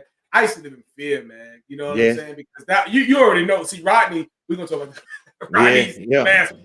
But, you know, but no, I'm serious, man. You know how it is, man. You're just like, oh, Lord, what are they going to say? You start thinking about all the stuff that you missed, all the homework you missed, all the tests and everything that you didn't talk about. Hey, Derik, how you doing? Well, school is like, yeah, everything's fine. Yeah, I did all my homework. Yeah, I did all my homework. They're about to find about everything. Mm-hmm. You know what I mean? And you're about to get caught out there. I can remember, man, just being on. Now, Miko said parents dressed up. Did your parents dress up, or how did your parents come? You know what? I don't even remember all that. I just remember that ass whooping coming back home, man. You know what I mean? And that punishment. See, I shouldn't say they beat me. Yeah. But I got I got hella punishments. I got a couple 1 or 2 ass whoopings, man, too, behind that. Man. No, I used to get some serious ass whippings, and I'm gonna tell you something else. parents teacher conference was a nightmare for me too, Derek. You know what I'm saying? I wasn't the greatest student all the time. And basically, I didn't get myself together to basically later in my school career. But yeah, parents teachers conference was a nightmare to me. I'm gonna confess something tonight on this show for the first time. Uh-oh. All right. Uh-oh. Yeah. This is a true story. True story. I went to elementary school with Stephen A. Smith. Oh yeah, I remember. Yeah, yep. I know. Yeah, from we lived in the same neighborhood and we went in the same elementary school and we went in the same class, right?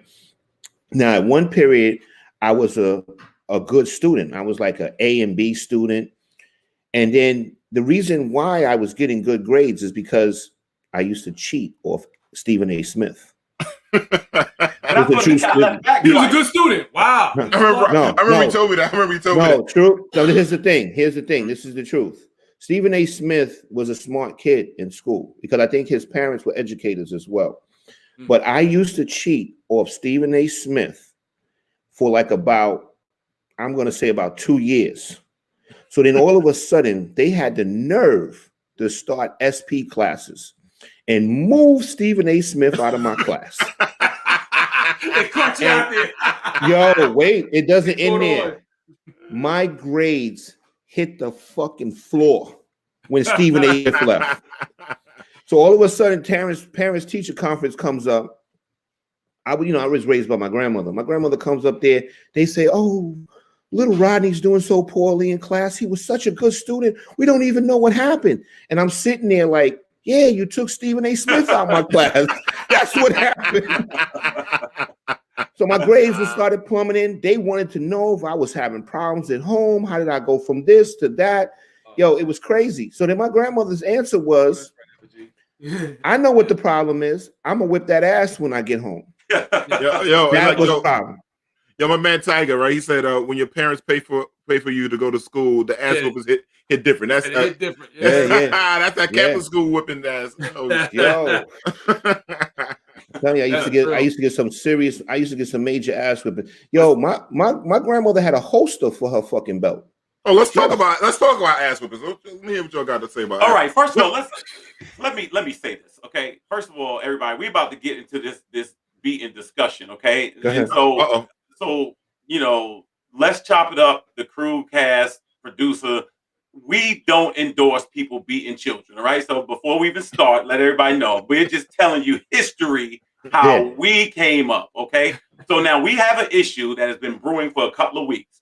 Rodney is under the impression that his grandmother was more of a disciplinarian with that belt than my mother was, which is saying that somebody is better than Ali at boxing. It's saying that somebody's better than Jordan at basketball. My mother. So, Rodney, what I'm going to do before I give you the floor, I'm going to lay out 10 of my mother's credentials, okay?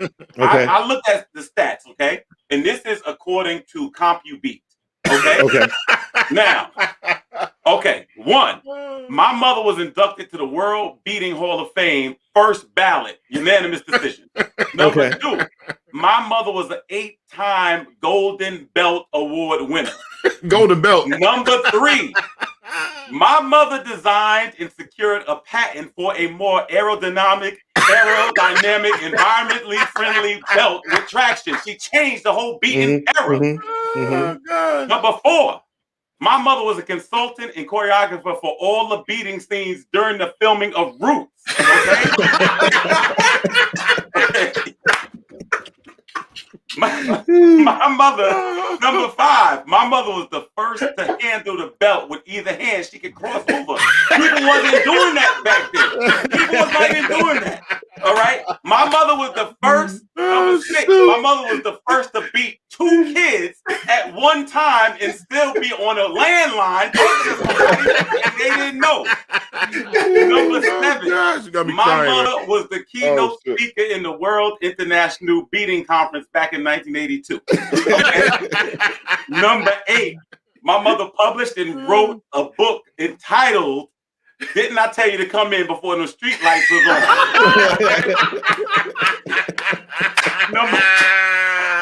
Number 9, the Bloods and the Crips were going to give my mother an honorary status in the game. They saw her beat somebody and said she was too violent for their brand.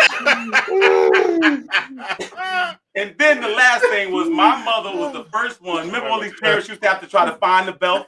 My mother was the first one to actually put a belt in a glass case that said break in case of emergency. My mother changed the game. So I just want you to know what you're up against, Rod. That's classic, man. Kelvin, that was classic. I thought that was really cute. You know what I'm saying?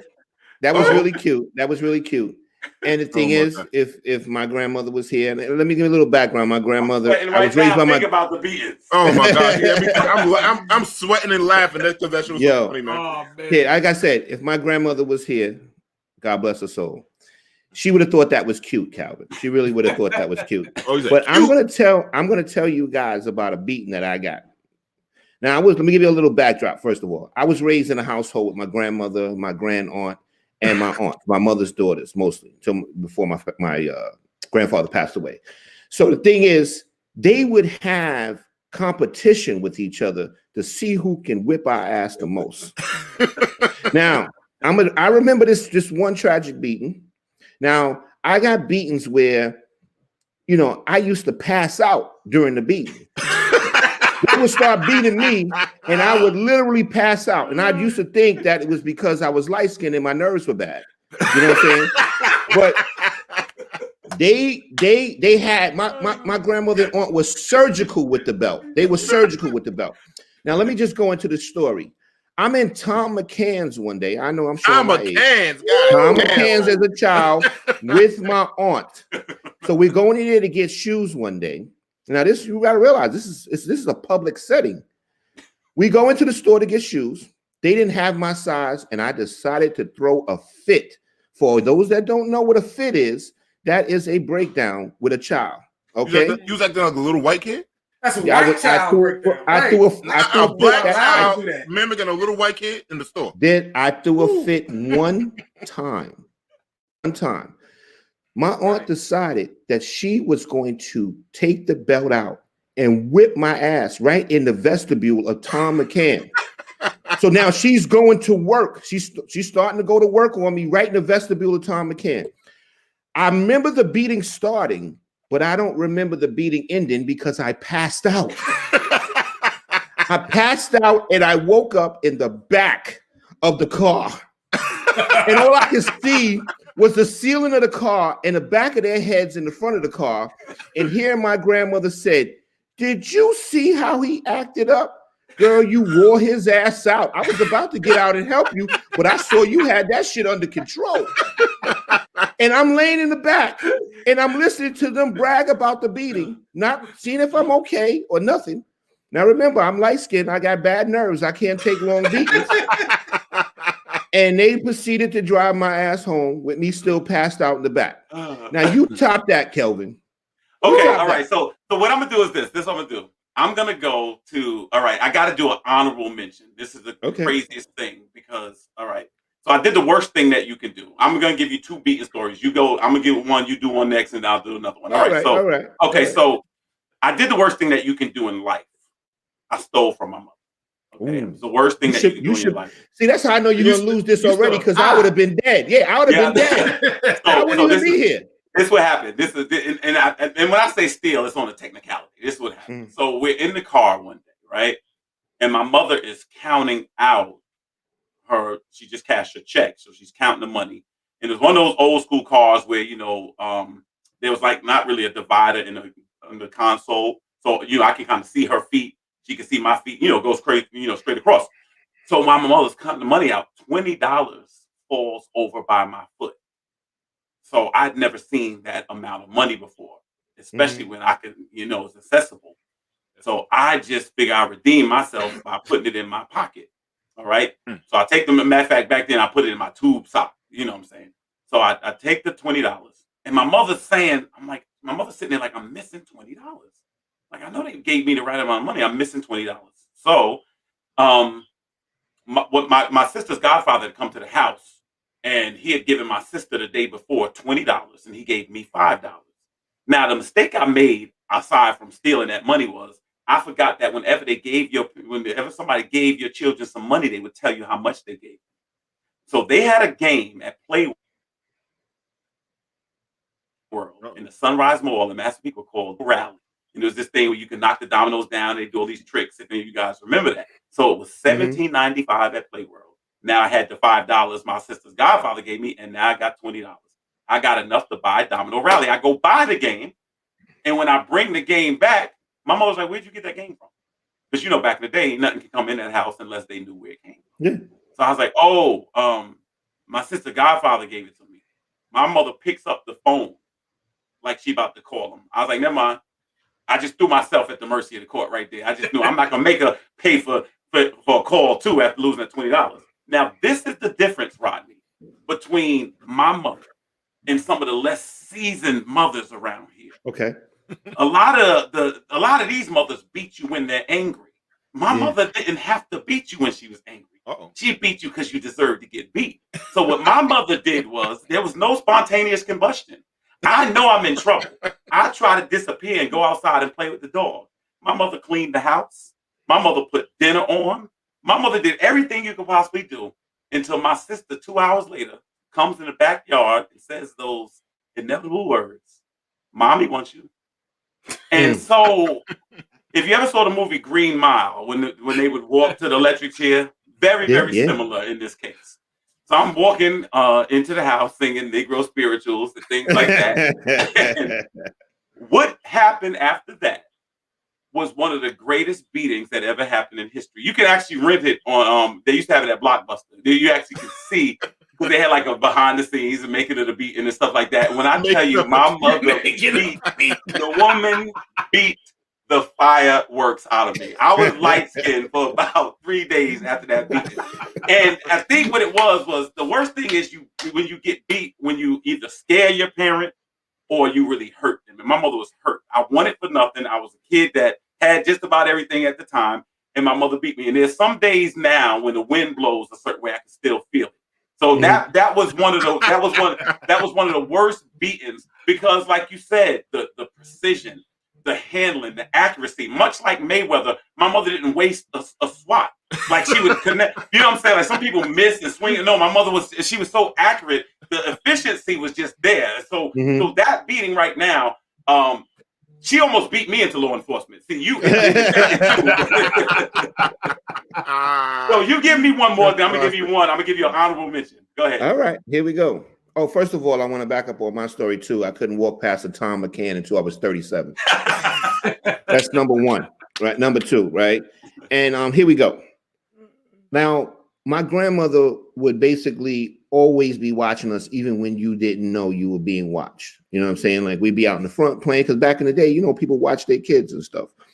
So I don't know if you guys remember those old picnic tables that used to have the X legs.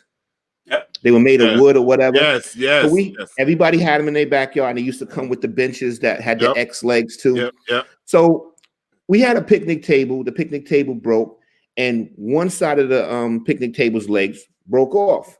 So now we had one side with the picnic table legs on, and the other side no. So now it looks like a ramp. So I decided to move this picnic table in the driveway so I could jump it with my bike. Now, not realizing that my grandmother could be watching this. So I go to the end of the driveway, ride up to the picnic table, ride up the picnic table and stop right on the picnic table, and didn't jump. Go back, build up some more courage, try it again, still didn't jump. On the third one, I said, you know what? I'm going to do it. I ride up the driveway. I hit the picnic table. I changed my mind right at the end. The front wheel goes off of the picnic table. The bike flips over on me, busts my head down on the concrete. I'm all laying in the dirt. I'm pretty much knocked almost senseless. And then I hear a voice that says, I would have never thought you would have built up the courage to do that. Now get your dumb ass in the house, because I'm about to tear it up. and you're concussed? I'm concussed. So now I come in the house. She tears me up, whips me from floor to bottom, and then tells me to go to bed 1 o'clock in the afternoon. Oh, the worst. Throws my whole sleep pattern off for the whole night, and I'm concussed. Now, you chop that, Kelvin. Okay, so this I gotta make a tag. I gotta do this because it'd be unfair. So my father, who did not believe in hitting children. I never got beat. My father, which you was wrong for, D. Because I got beat for stuff D did, and I didn't even know him. Okay.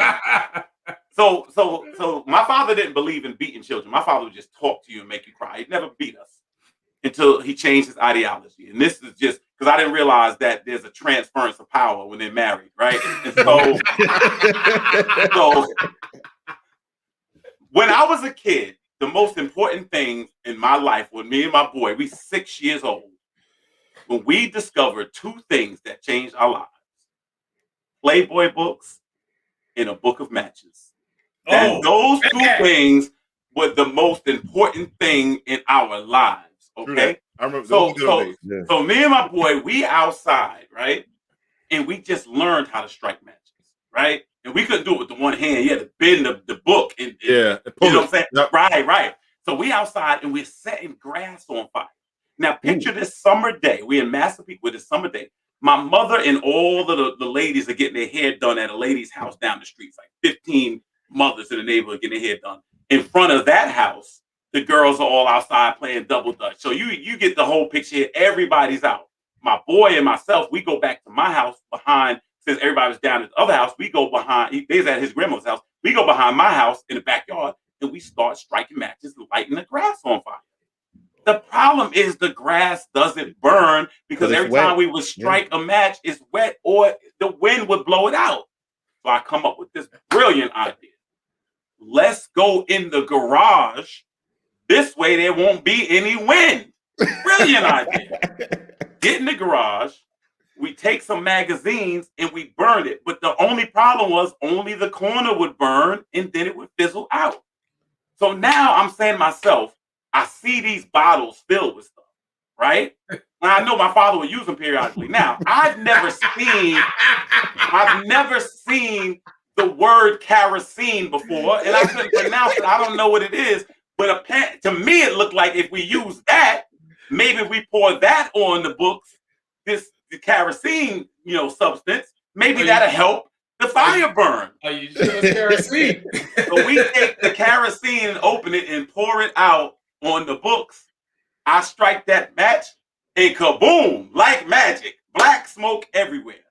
Now we're panicking, okay? Because the garage is on fire inside the garage. So my boy starts yelling fire. I'm like, shut up, you're going to get us in trouble. So I close the garage so nobody knows that there's going to be a fire. He opens the garage. I'm like, stop, you're going to get us in trouble. I close it. Now we sending smoke signals across the neighborhood, right? Somebody now on Long Island, there's nothing but volunteer firefighters. That's it. All of a sudden, my boy, as we close and open the garage, his shoe catches on fire and his hair catches on fire. Now he take off running down the street looking like a lit match, okay? So he running toward his grandmother's house where all the women are at. Yeah. I go inside and get a cup of water and throw it on the fire. That just helped it. Next minute, all of the women, my mother and everybody, they're like, your house is on fire. Here come my mother and 15 women with rollers and stuff in their hair running down toward the house. All the firefighters that live in the neighborhood now, they're outside in my front yard. Opening and closing the garage so much, my father, who had been working nights, wakes up here in the garage, opens and closes. He comes outside. Now there's fire trucks. There's basically 300 people in the front yard. Fire department. My father comes outside. He arguing with the fire department because he's like, I'm putting it out with my hose. I ain't chopping up my garage. This, that, third. After all that's said and done, my father, who was 6'3", 300 pounds, 6'3", 300 pounds. All I remember him doing this. That's all I remember. The next thing I remember is tonight doing this podcast. I don't remember nothing else. The last 40 years was a blur. Yo, I'm telling you. So I'm watching him take the belt off. And I mean, he's 300 pounds, so it just keeps going. When I tell you, my father beat the fool out of me, and I'm saying, how did he learn this? How did he get this good? All the beatings I got, this was the Super Bowl of beatings. And I'm telling you, I'm in therapy over that beating right now. So I would be remiss, even though my mother, much like your grandmother, was from South Carolina, where beating started at. I would just say my father did catch up. So Rodney, I will respect you as an opponent. I will let this go as a tie, because if your grandmother's from South Carolina, then she knows what she's doing with that belt. So we have to have, out of respect to my late mother, we have to have a tie. I can't let nobody, pass her. So as gentlemen, we'll have a gentleman handshake and we will tie. So Rodney, thank you. Thank you for sharing that. Bravo, Kelvin. Bravo. Thank you, my brother. Thank you. Oh my God, yo, these stories, these are classic. And listen, my man, you want to get a beat now? He's like, but yo, at least we both know how to act, though, right? It built structure in us too. It did. And the doctor said after the skin graft came back, it's almost like you don't even see it. That's why I always wear long sleeve. I still got the scars from it. You know the funny. You want to hear some funny something funny my grandmother told me? Thank you for tuning in too. Yeah, she gave me a beating one time, right, from something I did in school. I don't even remember what I did. And then I remember she told me the next day. She said, I know I whipped your ass good because when I put the covers on you, you were still moaning. That's what she told me. She said it hurt to put the covers on you last night. You still was moaning. Oh man. Oh man, y'all listen, y'all cracked me up. Y'all made my night with those stories. That made the night. Those were funny. They need to bring them beatings back, man. Yeah. Y'all ever armor up, man? Anybody ever think the armor up? Put some newspaper in there or something? Oh, no, brother. You just gonna delay the inevitable, brother. No. Then they gonna make you take the bath and beat you wet. I had to get down to my underwear one time and got a beat. Yeah. I ran out in the snow once. I just said, no, I have to fight another day. I'm sorry. Like I said, school was my issue. I got a beating one time in my underwear. She beat me and then took a break, came back and finished beating. Yeah, it was like halftime on the beat. She could smoke. No, she took the break because she was tired. She had to take a break. Threw my arm out. I had to get Tommy John surgery. Yo, you know what? I'm gonna tell you something though. I think that's why I don't smoke today, because I will not let a match. And I'll just be real. Let me tell you something. I went out on tour with Smokey the Bear. When he was like, only you can prevent forest fires, I was right by him like, that's true. That is true. Yeah, but God bless my grandmother's soul. God bless my aunt's soul. You know what I'm saying? My aunts, they always kept me in check, and they made me the man I am today. That's right. Kept you from the street. That's it. That's it. You was more fair to that than any gangster in the street. I was like, and the most important thing was it was done in love. See, that's why it's not abuse. It was done in love. That's correct. It wasn't meant to hurt you. It was to deter you from all the crap you could have been. I could have been killed in that fire. You're right. You're right. Burning up kerosene. You know what I'm saying? Kelvin. They did it. They did it because they knew what was out there waiting for you. No doubt. Yeah. Peace, Damien. What's going on, brother? Yeah, man. So with that said, brothers, man, this is a good show tonight, man. That's good. Ended on a funny note, and like Kelvin said, we don't condone children getting beat, but these are some funny ass stories. We got beat for y'all. Yeah, we got beat for all the kids of 2021, all these different kids. But yeah, listen, guys, I love this show, man. Love tonight. I just had a flashback about a beating.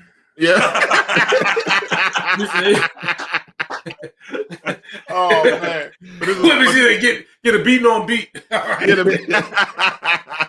Yo, guys, I love y'all, man. Jamie, take us out, man. Peace. See y'all next week. All right, y'all. See y'all next week. All right.